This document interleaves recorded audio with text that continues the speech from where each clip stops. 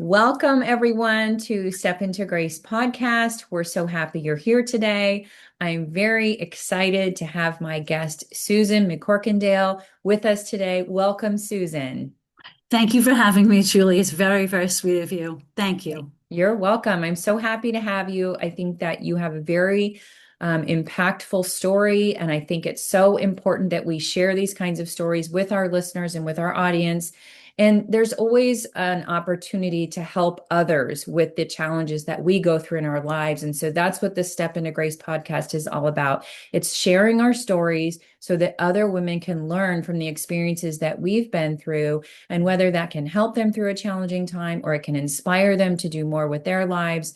That's what we're trying to do today. So, Susan, before we talk about the experience that changed everything in your life, I'd love for our listeners to get to know you a little bit.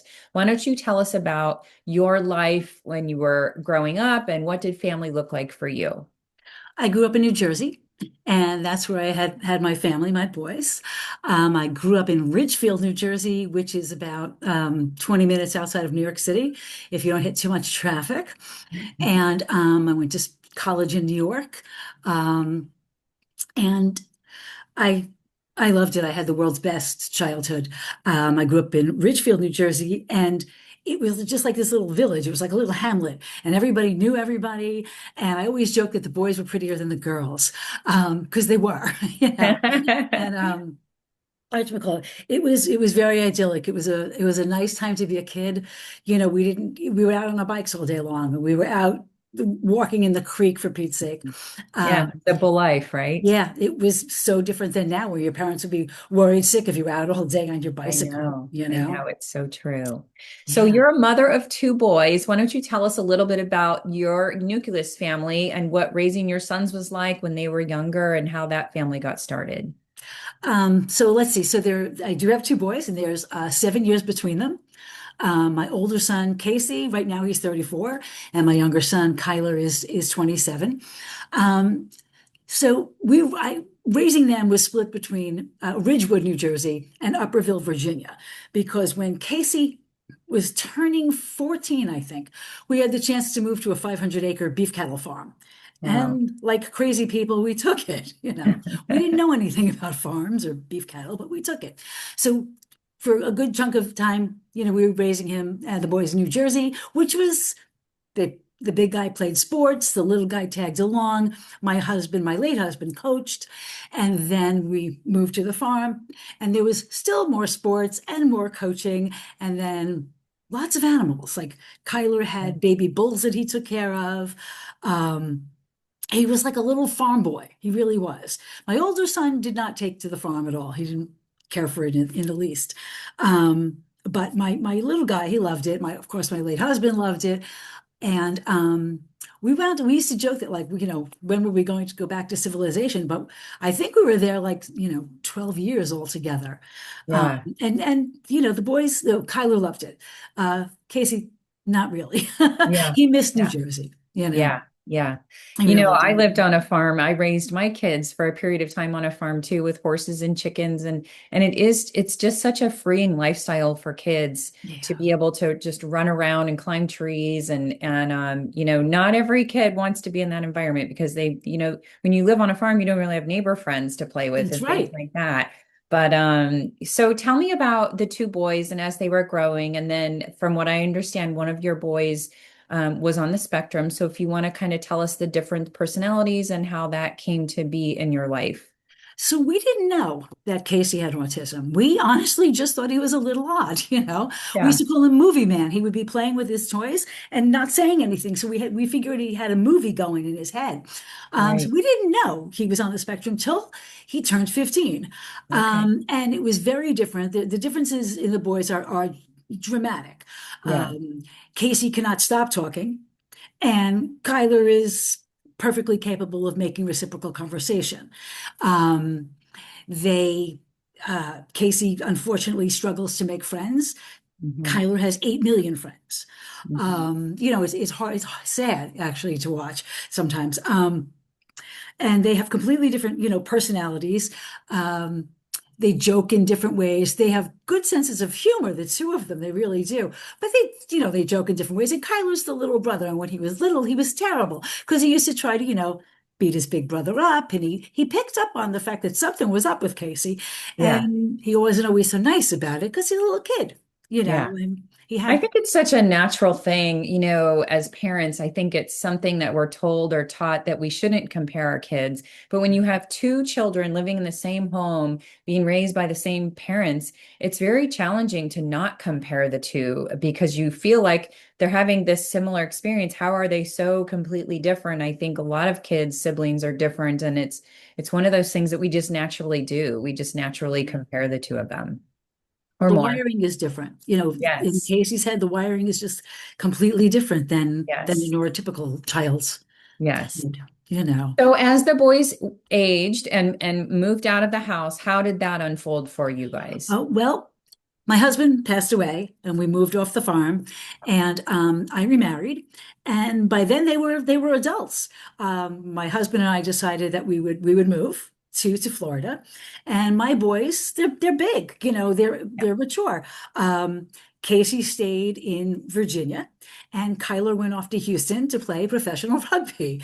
Wow. So they were launched and, as launched as Casey can be, which he's very high functioning.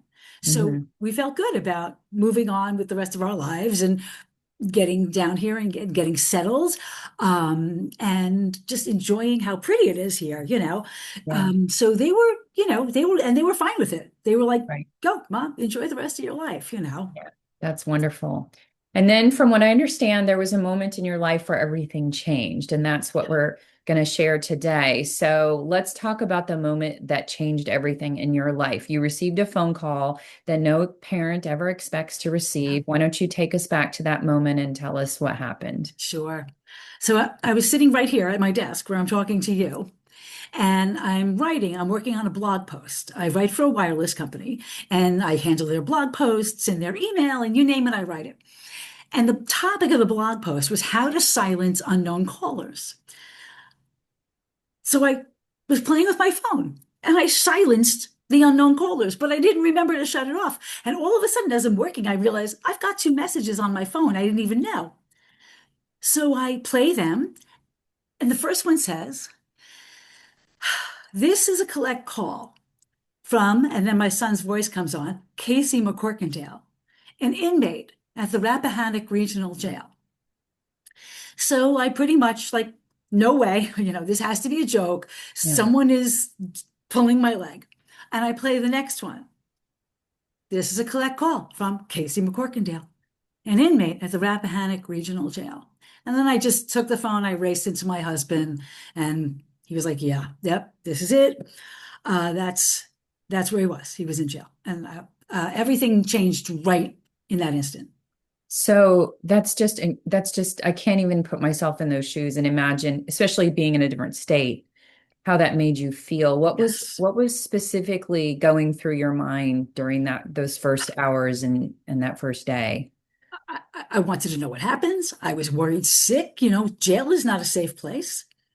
And I wanted to know if he was safe, if he was hurt. And he has autism. I was like, does anybody there know that he has autism? I've never been in jail, but I've heard it's loud and it's shiny and bright and there's so much noise and there's so much tension. Like he, he can't deal with that. Like Yeah, most neurotypical people can't deal with that. I know Cakes, he can't deal with that. I right. was like sick. I was very sick. I Yeah. was panic stricken. Yeah. So at that moment, your assumptions, I mean, I think that we all have these assumptions that someone that has, a mental disability or is on the spectrum is going to be treated with Right. with kid gloves or with extra special care because they're going to be able to be telling right away what is going on. And so what assumptions did you have and how did those instantly change during this first day? Oh, just within the first hour, I was like, but he has autism. They Yeah, can't keep people in jail who have autism. Don't right. that that and yeah, they can, They and they can. do, and they don't care. The criminal justice system is all about process. It's all about, getting you in, and if you get in, unfortunately, you can have a greatly difficult time getting out. Yeah. And they're not equipped for it. They're equipped for the loud noises and the strict, the regimentedness of it. Hmm. Um, and then you've got a person in there who thinks differently, behaves differently, sees the world differently, communicates differently. Yeah. And it doesn't, there's no meshing, it never meets. And I frankly, and maybe I consider myself worldly, and maybe I wasn't worldly enough. I really didn't believe that they were going to keep him, knowing that he had Yeah. the autism. Yeah. Well, and I think that's one of the reasons why we want to share our story today, because it's just so important. We go through life and we don't really think about certain situations until they're right knocking on our That's door. right. And so why That's don't right. you kind of walk us through the next, really, I guess it's kind of a 19-month period of time, this long, difficult process that you went through. How did you begin to deal with this? And then how did the rest of those months unfold for you as a mother with your son and the system itself? So I was on a plane to go to Virginia, almost immediately. Right. And I was Googling, best top attorneys for um, who defend adults with autism. And you know, God bless, found two very, very good attorneys, went into my 401k to pay for them. Okay, you got to do what you got to do, right? Right. It's your kid. And I was lucky that I had the 401k.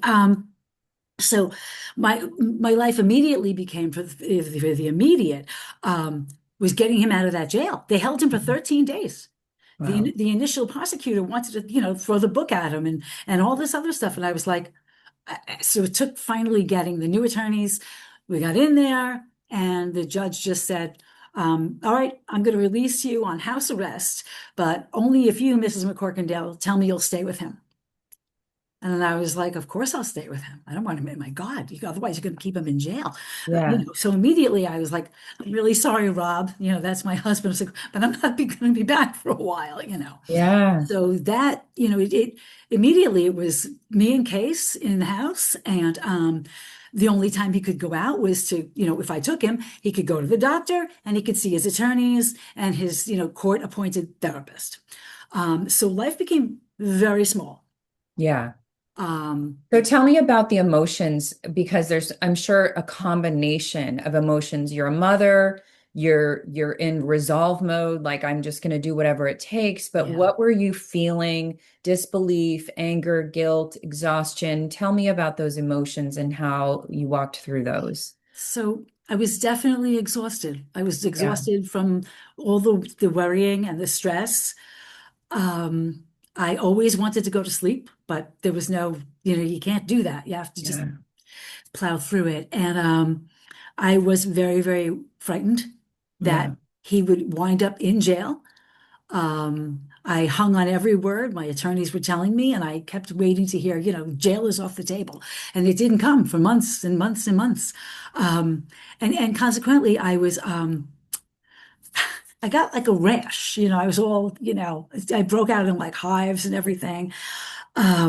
Because there's no resolution. You're Yeah. just like pushing a boulder up the hill and hoping it doesn't roll back down on you. Yeah. And I was trying to learn everything I could learn, but it was so overwhelming, Yeah. And and how long in the process did it take you to realize the system isn't built to understand people in this situation? Was it almost immediately. immediately? Yeah. Yeah, almost immediately. When they were like, "What are you kidding? Let him out because he has autism." Like I was like, "Well, what are you kidding?" So almost Yeah. immediately I was like, "This is very screwy." And the other thing I did was, I hired two really great attorneys, and I started digging into what Virginia typically does when an autistic person gets arrested. And it's not a whole, it's not good. They enjoy jailing them. That's how it seems. Right. I read case after case of these kids that are in jail or who were visited for a wellness check and wound up dead. And I was Oh like, my goodness. this, so I immediately was like, I never knew any of this could happen. I never knew that it did happen. Yeah. And I was like, wow, I'm as an autism mom, I Yeah. am missing a huge chunk of what I need to know to Yeah. protect my kid. And I was Yeah. going There's into just it. so much information that needs to be delivered. And so, what was, of course, as a mother, this is excruciating to watch your son go through this. And so, what was the hardest part, and kind of how did you notice changes in him? Were you able to see him during those 13 days? And then when he got out, how did this change his reaction to the world or his behaviors? What did you notice as a mother watching her son? I could not see him for the 13 days that they held him. I was not permitted to see him. I will tell you that I watched him cry. He felt like his life was over. He had a cellmate who And just told to him, interject, he was how sure, old at this time? Like 31 going 31, on right. 32, Okay, so full grown adult, full grown but adult, still, in but the mindset of not of a someone 12-year that's old. 31, right. He's Okay. on a good day, my son is 12. On a bad day, he's 8. Yeah, right. So he had been in a cell with this guy who was apparently nice enough, but who filled my son's head with, "It's okay, you'll have a felony. There are places that'll hire us, like don't even worry about it. Yeah. You can go to work for like whatever." And it just was it made Case so sad. Like his world had become so limited. His Yeah. choices had become, and they were already limited. So it was so Yes. stubbornly sad. Like it was awful. Right. And he was very sad, very stressed. My kid is Mr. Anxiety. So Hmm. he can be calm for a little while, but then he starts to think about it all again. And then he's gotta just talk a blue streak, to anybody who will listen. And who was there to listen? Me, because it made him insanely anxious. And Yeah. you can't So fault you kids for brought that. him, so you moved into his home, or where were you? Well, my husband and I still own a condominium Okay. in Virginia. So Okay. he was there. That's where he Yes. lived. Right. And so I was staying with him there, because there was a spare bedroom because my other son was still in Houston. Right. So, Yeah. and So tell me about what then, happened with your other son. How did yeah, this unfold during and then this I got exact another same phone time call. period? Right.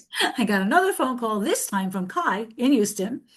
Um, his back was just destroyed from playing rugby. Like, and Mhm. if you've ever, watched rugby, like Yeah. it looks You like can see there's no why. adult supervision, Right. Oh my God. Yes. It's terrifying. And from all those years of hitting other big guys, like his back was shot and he had to come home and he had to have back surgery. Mhm. So all of a sudden, I'm not just in the house with my older son, there with my younger son. And as crazy as this is going to sound, it was a huge silver lining to have both of my adult kids under the same roof with me again for the first time in Yeah. years. Like, they grow up and they leave and you don't get them back. And Right. guess what? I got them back for close to 2 years. And Yeah. it was wonderful. That's incredible. I It mean, was that's just, great. it's just so important to look at those kinds of things as a blessing in disguise. That's just Yes. sort of a little gift that you get. And even though they're under both of them under terrible circumstances, the fact that, you're able to live with your adult sons for a short period of time and reconnect, I just think that that's a really nice piece of the story to focus on. It was, the best of times and it was the worst of times. Mhm. Yeah, that. Yeah. We would debate what movie we were going to watch that night, what, takeout we should order. They told me all about their terrible dates that they've been on, how they used to sneak out of the house and I didn't even know. I was like, oh my goodness, how could you have done that? Right? We it was awful and it wasn't. I Yeah. got to know them. They're really good people. Like I'm proud of how they turned out. They're good people. And What a gift. they have uh, they're a lot of fun to be with. Yeah. No, Yeah. it could have been terrible, but it absolutely wasn't. Yeah. That's incredible. So, um, were there people that were helping you? Of course, you have your attorneys, but who came to support you during that time, even if they weren't physically present? Who were you able to lean on during that time to get you through it? I leaned on my husband a lot. Mhm. I Yeah. couldn't always see, I actually couldn't see him really a lot at all. Yeah. But we talked every day and I kept him up to speed on what was going on. And, he gave me advice, but I think mostly he listened, which Hmm. is what I needed him to do. Hmm. Um, and so he was right there. And then, Yeah. of course, I had lived there, so I have friends there, and I got to see. Mhm. The other thing is, like, I got to see my girlfriends. Like, I have all these friends, and Yes. I got to see them again, and that was huge because they listened, Yeah. and they shared about their own kids, what was going on in their lives, Yeah. um, and it was like. it was a relief to Yeah. be able to just see everybody and reconnect. And it was nothing but supportive. My girlfriends have all known Casey since he was a little boy, or since we moved there at least. Um, and they love him. He's a good guy, so they're Yeah. nothing but supportive.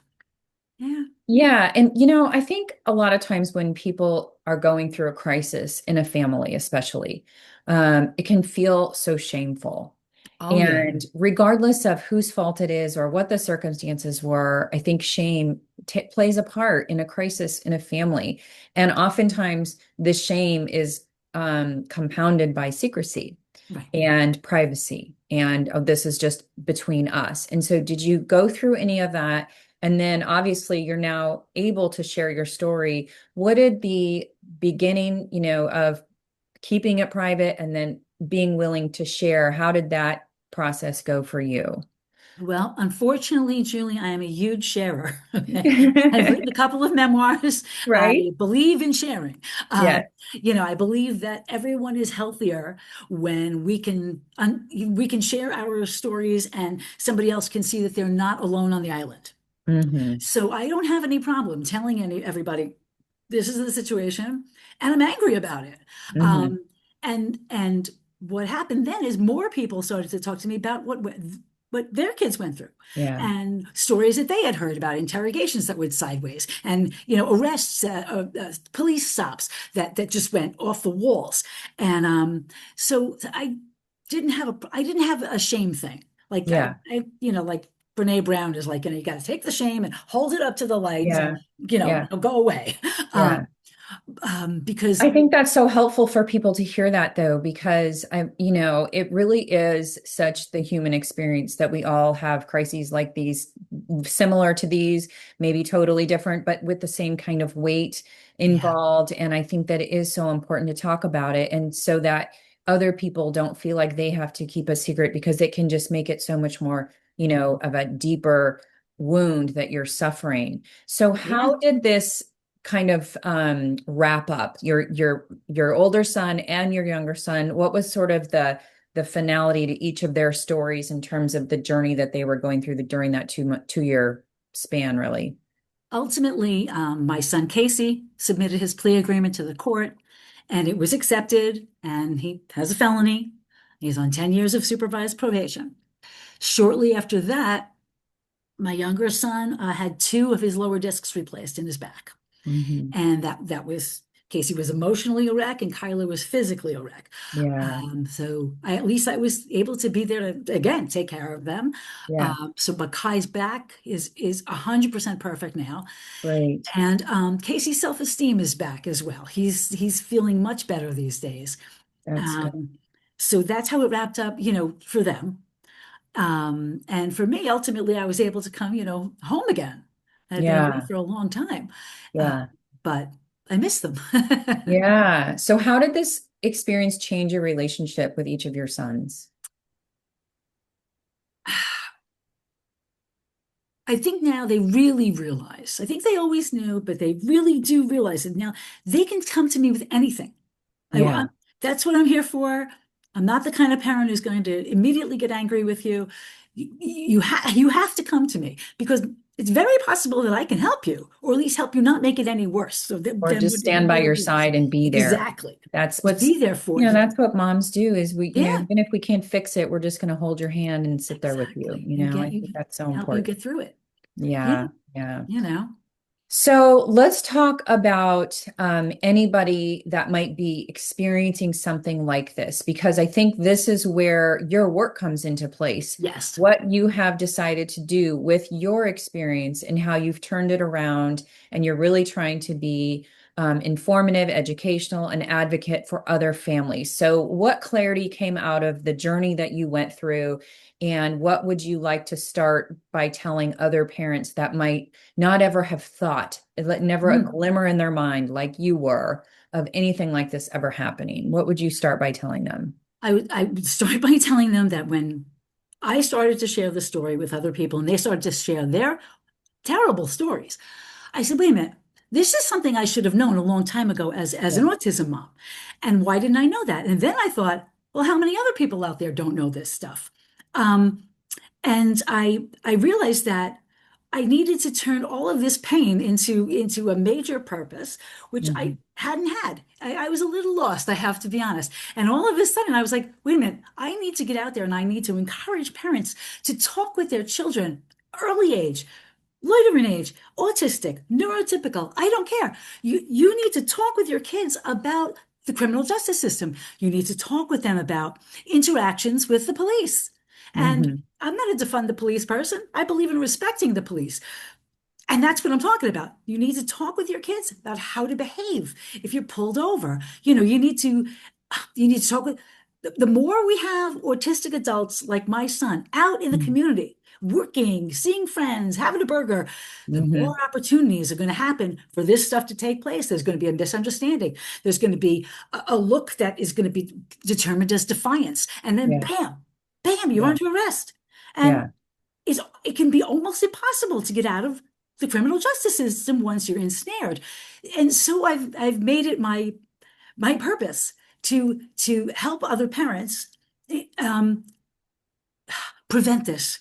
You see, Yeah. you can't assume that your kid knows how to Right. behave in a traffic stop Hmm. or how to behave if the police show up at a house party. Like, Yeah. don't be stupid. Right. Do not, you can't assume it. And you have to prepare for everything. Yeah. And yeah, it's another thing parents have to do. But you to not do it is to risk your kid's life, literally, Yeah. to Yeah. not prepare Yeah. I them. mean, I think that, that's so important. And, I mean, all typical teenagers, not all, but a lot of teenagers brush with the law. And every single child, as they're approaching that age, needs to be taught about respect, about eye contact, about Yes, following the yes, directions, all of that. But I think, especially with I think especially boys or men on the spectrum, the missing piece is the social cues. that's And so right. they're not going to be able to pick up on really the gravity of the situation and how their body language or facial expression or the way they're moving might impact that situation negatively. And so Mhm. you've taken this a step further to write a book. Is that correct? Yes, Okay, yes, so tell yes. us about the book.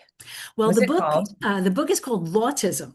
Okay, Autism, the Law, and What Parents Need to Know. And I need to tell you that my bonus daughter came up with the word autism. I I did not love come up that. with that word. She's so talented. Genius. But in it, I walk parents through like all the stories I discovered on my own about this poor guy waiting outside for the library to open, and they arrested him. All horrible stuff.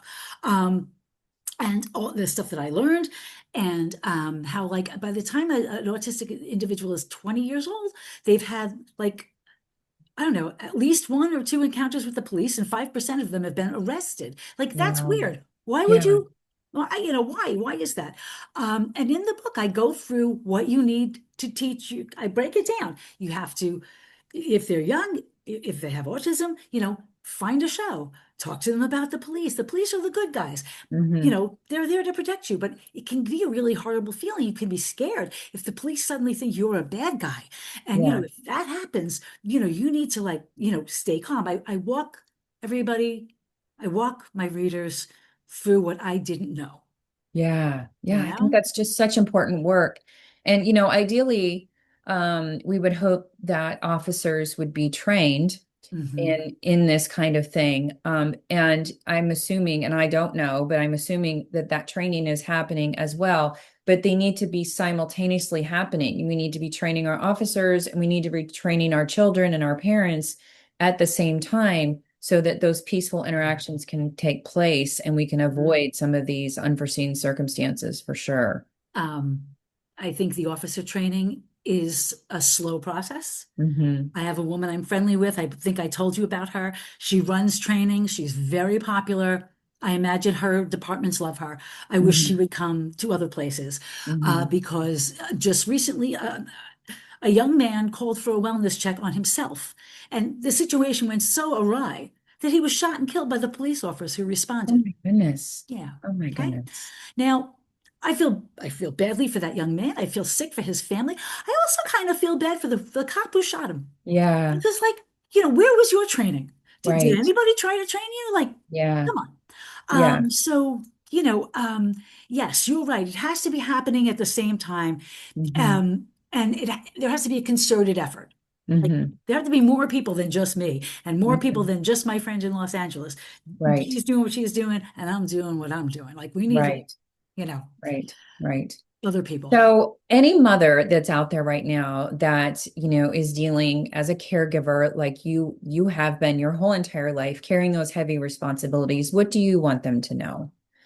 I want them to know that you can do this. You know, you have to do it. The life you risk is your kids, okay? And it Mhm. will ruin yours too. But you can do this. You can talk with your kids about the criminal justice system, about behavior. You can get them to memorize the words, I want an attorney. You can Yeah. you can get through to them. You can tell them, don't speak, say nothing. No matter what they say to you, say nothing except I want an attorney. And if Yeah, you have so when you went through autism, this awakening of the tips, the main, if you were going to give these main yeah. takeaways to parents, even if they Mhm. didn't read your book, what would be the top couple of things that you would advise parents to teach their kids? Absolutely. To stay calm, very difficult for neurotypical and very, very difficult for somebody with autism, but to Mm-hmm. stay calm Hmm. and to not speak Hmm. except to say the words, I want my attorney and I have autism, if you have autism. That's Hmm. it. That's all you say. Yeah. When if a police officer says to you, if you just tell me what happened, I'll let you go home. That's a lie, and they're allowed to tell it. Just the safest you can be is Mhm. silent. It's so Silent. sad. That kind of makes me sad It that is, they say it is. that and then it's not true and then it feels like a trick. Well, and they are allowed to do that to you. And I was told that by a former public defender. She was like, Wow. they're allowed to do that to you. So you have to just, and as a human being, we want to defend ourselves. Yeah. I didn't take that candy from that Right. store. Right. Shut up. So you Just start telling all the story and all the details, and no way. If it's you bad tell them to news. take your phone, here, look at my phone, you'll see I'm innocent. They've got your phone and you're talking Yeah. and you're in trouble. Yeah. Yeah. And I Quiet. think it might also feel like when you're sitting in a room with an authority figure that you have to just answer the Oh, question. yeah. Like you don't feel like you have the right to say nothing That's or right. I want my attorney or I want to call my parents or whatever. You feel like you have to follow the directions. So it's a There, very odd, strange thing to teach, but so, so important to teach to just be yeah, quiet. they are the authority figure, and there Yeah. are lots of them around just one you. Hmm. So it's like authority, and there's a mass of people, and that's making you nervous and making you Hmm. react in a certain way. And you have to block it out as best you can. Yeah. You got to just say nothing and say, I want my attorney, I have autism. Yeah. And Yeah. you can throw in, I want to call my parents. But the other two Hmm. statements are what you need to say. Hmm. That's it. So in kind of wrapping this up, when you look back at the woman you were before you got the phone call and the woman that you are today, what has changed the most about your life, about you? I have so much more, I think, you know, empathy now. Like I love my son. I've always worried sick about him. I'm much more empathy though for him now. His life was already difficult, Yeah. and now it's even more difficult. And I'm angrier now than I used to be. I'm very angry at the sentencing injustices, Hmm. iniquities. Um, but at, at this point, at least, I have a mission.